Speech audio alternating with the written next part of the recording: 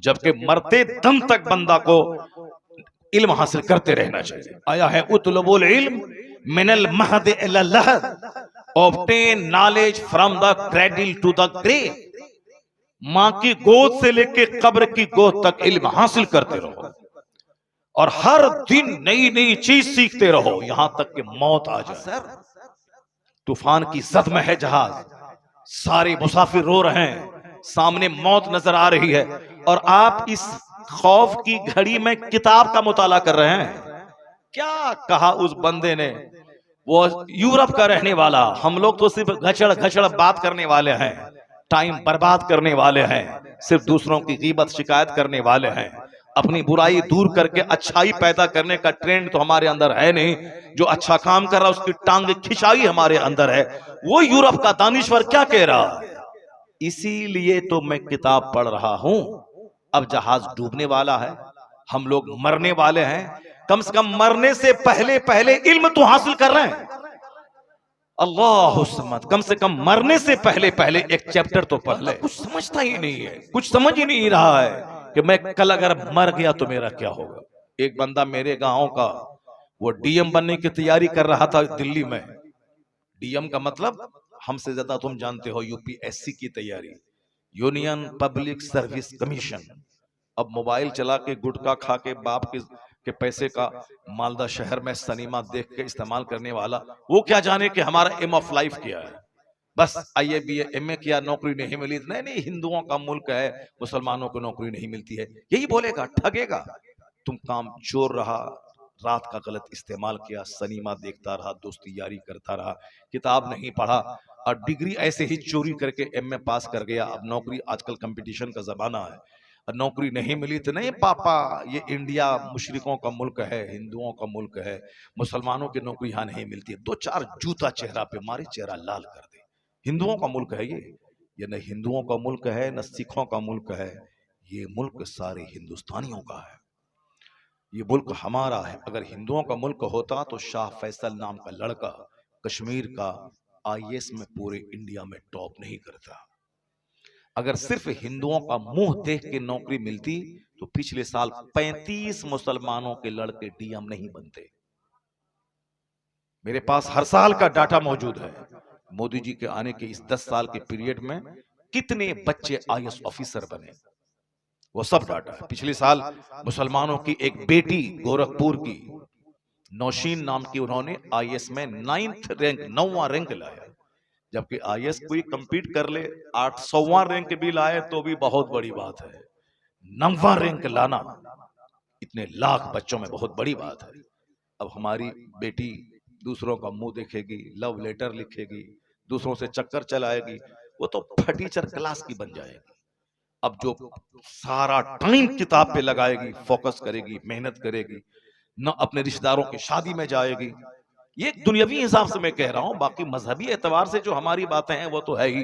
वो करना फी बयूते कुन्ना वाला तबर्रजना तबर्रुजल जाहिलिया। मजहबी तौर पर तो यही है कि हमारी बच्चियों का मर्दों के साथ मिल के बैठ के तालीम हासिल करना दुरुस्त नहीं है।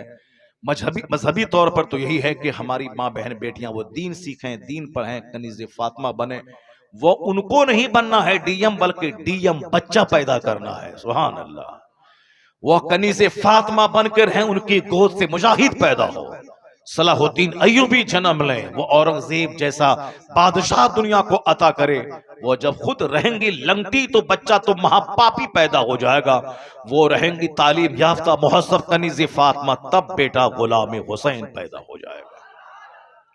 इसलिए हमारा नुक्ते नजर ये, मगर दुनियावी नुक्ते नजर की बात मैं कर रहा हूं। हमारे मोहल्ले में एक हिंदू की बेटी की शादी के बाद उसने पढ़ाई जारी रखी। शादी के बाद पढ़ाई हमारे यहाँ क्या पढ़ाई, नौकरी मिलेगी तब शादी होगी, चाहे 50 साल का बूढ़ा हो जाए, चाहे 54 साल का बूढ़ा हो जाए, मगर शादी होगी कब, नौकरी मिलने के बाद। नौकरी में औरतें बूढ़ी होगी, मर्द बूढ़े हो गए, जिंदगी की लज्जतों से दोनों महरूम हो गए। 18 से 22 साल की शादी, वो शादी है 50 अरब रुपए के मकान खरीदने में। वो मजा नहीं है जो शादी की पहली रात में मजा है, मगर ये मजा उसको मिलेगा जो अपनी जवानी की हिफाजत करेगा। जो जवानी का गलत इस्तेमाल नहीं करे। यहाँ ये भी यूज्ड और वो भी यूज्ड, वो दोनों तो बोलेगा ये तो पहले ही खा पी चुके हैं, तो अब आज क्या मजा आएगा। इसलिए अपने आप को अनयूज्ड रखो, जवानी की हिफाजत कर, ताकि शादी की पहली रात को पता चले कि मैंने किसी मर्द का मुंह देखा है, मैंने किसी औरत का मुंह देखा है। फिर तो जिंदगी में वो लज्जतें मिलेंगी कि समझ लो कि उससे बड़ी कोई लज्जत ही जिंदगी में नहीं है। यहां तो साहब सब कुछ तबाह बर्बाद हो गई, जवानी बर्बाद हो गई, आबरू लुट गई, शादी से पहले ही सब कुछ तबाह बर्बाद हो गया। अब वो शादी को क्या समझेगा, शादी के दिन रो रहा है, शादी को बोझ समझ रहा है, औरत से नफरत कर रहा है। वो तो वही करेगा जो जानवरों जैसी जिंदगी गुजार चुका हो पहले।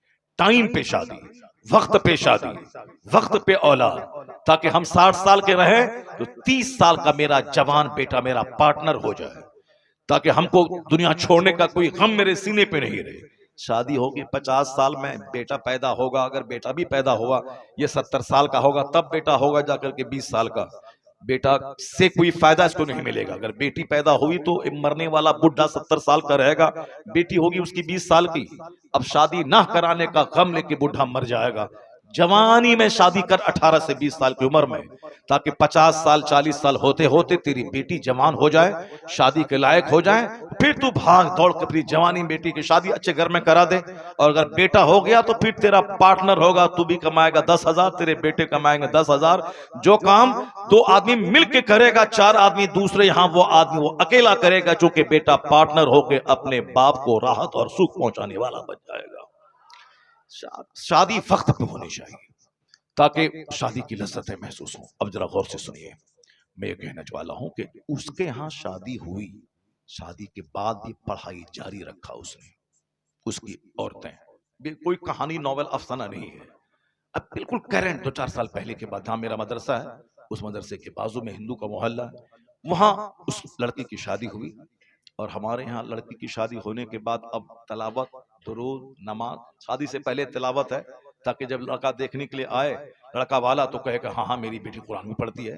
कुरान क्या पढ़ती है? 100 में 99 औरत कुरान सही पढ़ती ही नहीं है। 100 में 99 औरत।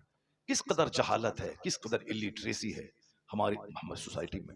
और आपकी मस्जिद में जितने मर्द नमाजी हैं, उस मर्द में 100 में 10 को छांट लें, 90 लोग वो हैं जिसको नमाज पढ़ने का तरीका ही नहीं मालूम है, कुरान शरीफ नहीं जानते हैं। वो 80 साल से नमाज पढ़ रहे हैं, 5 हज करके आ गए हैं, 10 उम्रा कर रहे हैं, सुबहान रब्बियल आला कहना नहीं आता, अल्हम्दुलिल्लाह रब्बिल आलमीन कहना नहीं आता है।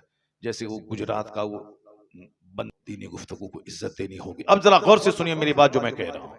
मैं कह रहा हूं कि साहब हमारे यहां शादी के बाद एक गलत ट्रेंड है कि अब पढ़ाई बंद, अब सिर्फ खाना बनाना, बच्चा पैदा करना, झाड़ू लगाना, उसके बाद सब मुताला, सब नमाज वगैरह सब बंद। जबकि मरते दम तक बंदा को इल्म हासिल करते रहना चाहिए। आया है उतलबुल इल्म मिनल महद इला लहद, obtain knowledge from the cradle to the grave. मां की गोद से लेके कब्र की गोद तक इल्म हासिल करते रहो और हर दिन नई नई चीज सीखते रहो, यहां तक कि मौत आ जाए। एक बहुत बड़ा स्कॉलर अंग्रेज का, वो हवाई जहाज से सफर कर रहा था। जब जहाज डूबने लगा तो हिंदुस्तान का एक स्कॉलर उनके बारे में पढ़ चुका था कि बहुत बड़ा पढ़ा लिखा आदमी है वो भी इसी जहाज से सफर कर रहा है। तो उस जहाज में जब हर तरफ हंगामा बपा था, आहो फुगा गिरियाओ सारी, चूंकि जहाज डूबने वाला, सब लोग मर जाएंगे। ये हिंदुस्तान का स्कॉलर, देखें कि इतना बड़ा थिंकर है, फिलोसफर है, वो इसी जहाज से सफर कर, देखें उनका क्या हाल है इस टाइम में। सारे लोग तो रो रहे हैं, पीट रहे हैं कि अब मैं मर जाऊंगा।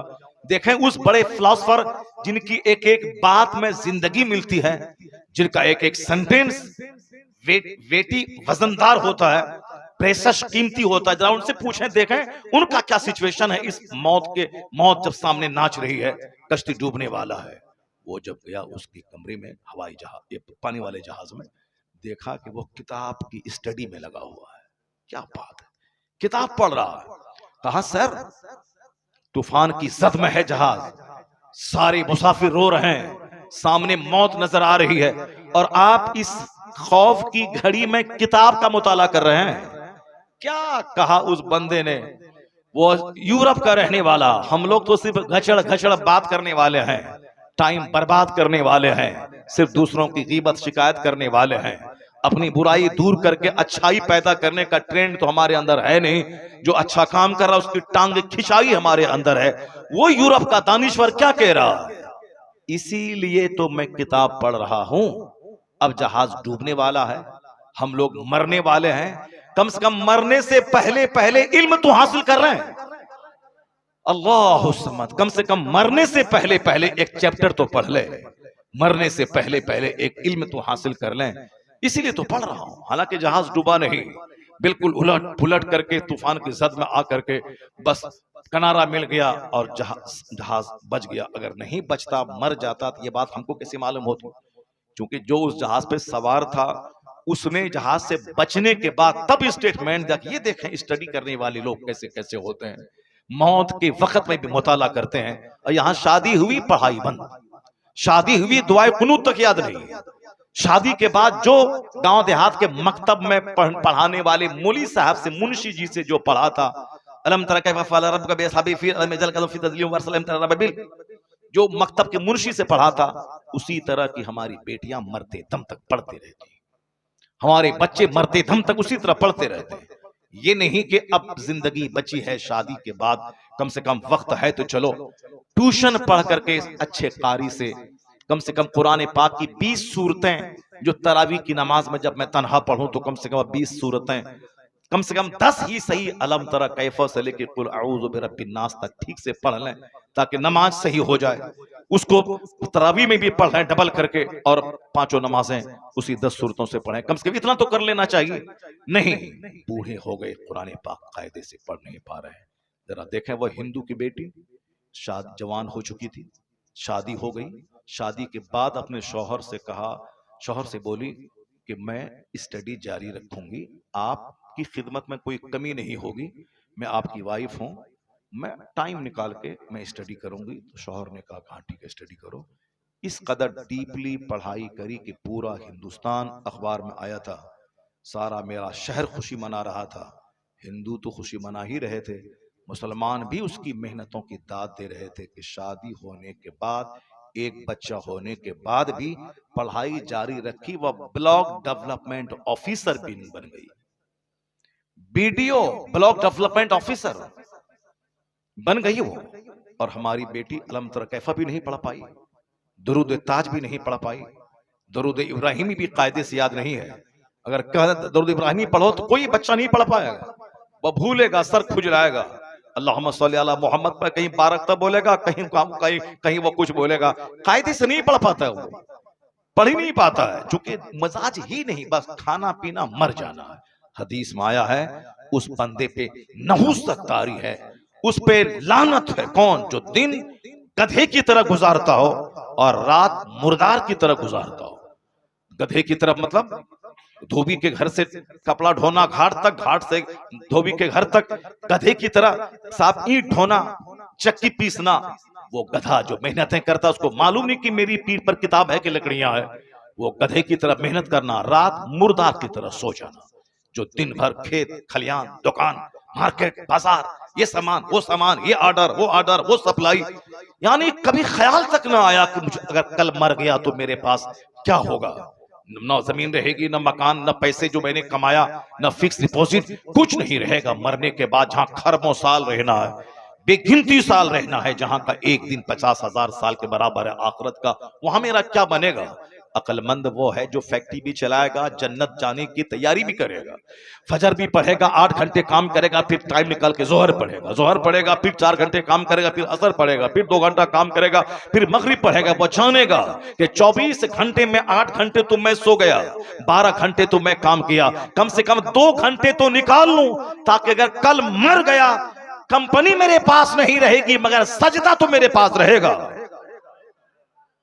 बस थोड़ी सी सोच अच्छी कर ले, दुनिया में भी वह दूसरों के सामने भिखारी नहीं रहेगा।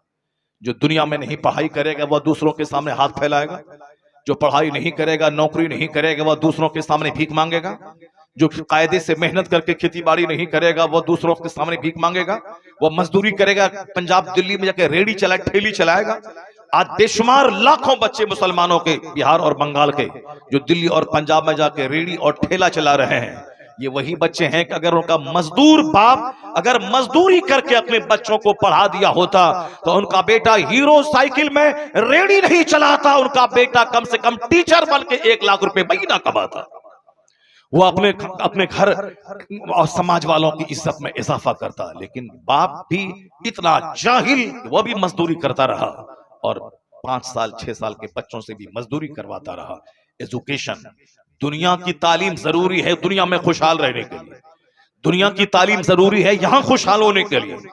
बहुत सारे जमींदार जमीन बेच बेच कर मकान बनाते हैं, जमीन बेच बेच कर बुलेट खरीदते हैं, जमीन बेच बेच कर अपनी बेटी की शादी करवाते हैं। कोई भी काम पड़ा जमीन बेचा, कोई बीमार पड़ा जमीन बेचो, मकान बनाना है जमीन बेचो, 5 साल के बाद रंग पेंट करना है जमीन बेचो। अब बाप की जमीन पाई थी, अपना तो ना इल्म हासिल किया, ना हुनर सीखा, ना ठीक ढंग से खेती बाड़ी कर रहा है। अब कोई बड़ा काम आ गया तो जमीन बेच बेच कर बड़ा बनना चाहता है, बुलेट खरीद के जमीन बेच के पेट्रोल डालता है वो। लेकिन उसी समाज का गरीब मजदूर का बच्चा जो उनके घर में मजदूरी कर रहा था, वो पढ़ पढ़ करके दारोगा बन गया, लॉयर बन गया, बैरिस्टर बन गया, मास्टर बन गया, ब्लॉक डेवलपमेंट ऑफिसर बन गया। अब वो जमीन इसकी खरीद रहा है, अब वो साहब अच्छे आलिशान बंगला कमा के बना रहा है, जमीन बेच के नहीं, जमीन खरीद करके वो एक इज्जत की रोजी गुजार इज्जत के साथ जी रहा है। तो जितने उलमाए कराम पैदा हुए गरीब घर के, आज उस गांव के मालदारों से बेहतर उनकी जिंदगी हो रही है। या इल्म है जो उससे ताकतवर बना दिया, या इल्म है जो उसको घर बना दिया, या इल्म है जो उसको इज्जत के साथ रहने का माहौल अता किया। और जमींदारों का बेटा जमीन बेच बेच कर कंगाल हो गया। बाप के पास 100 बीघा जमीन, उनके 5 बेटे, अब 20 बीघा में जमीन बढ़ 20 बीघा, अब उनके 4 बेटे 5 बीघा, उनके 2 बेटे 5 बेटे 1 बीघा। अब उसके बाद बेटे कंगाल हो गए। अब जो सिर्फ जमीन पे आधारित और आश्रित रहेगा कि बेच बेच के खाएंगे, तो 100 बीघा जमीन तो पड़ पोता तक आते आते 1 कट्ठा भी नहीं रहेगा, 1 कट्ठा जमीन नहीं मिलेगी। तब क्या करेगा? जो इल्म हासिल करेगा, मेहनत करेगा, पढ़ेगा लिखेगा, उस जमीन को बेच के बच्चों को पढ़ाएगा। अगर वह 100 बीघा वाला रहेगा, बच्चा पढ़ लिया तो 500 बीघा जमीन खरीद के जमीन में इजाफा कर देगा। यह काम गैर मुस्लिमों के यहां होता है। एक साहब शादीशुदा खातून ब्लॉक डेवलपमेंट ऑफिसर बन गई और हमारी बेटियां हैं बस बीमारी का टुकड़ा बनी हुई है। गैस्ट्रिक का मर्ज है, पैर में दर्द है, घुटने में दर्द है, आंख में दर्द है। यानी जो काम नहीं करेगी वह बीमार तो पड़ेगी, जो 5 वक्त की नमाज नहीं पढ़ेगी वह बीमार तो पड़ेगी, जिसको सुबह सवेरे खाना था फजर के बाद वो खाएगी, 12 बजे नाश्ता करेगी, बीमार तो पड़ेगी, गैस्ट्रिक का मर्ज तो होगा। अब साहब उसकी आंख की बीनाई कमजोर तो होगी जो वक्त पे खाना नहीं खाएगी। हर आदमी को अपने लिए सोचना होगा कि मैं क्या खाऊं, किस खाने में कितनी ताकत है, कौन सी गजाएं ताकतवर गजाएं हैं, इस्तेमाल करना होगा, टाइम का इस्तेमाल करना होगा। जो टाइम का इस्तेमाल नहीं करेंगे, सही बीमार तो पड़ेंगे। आप डॉक्टर मुरली मनोहर जोशी जो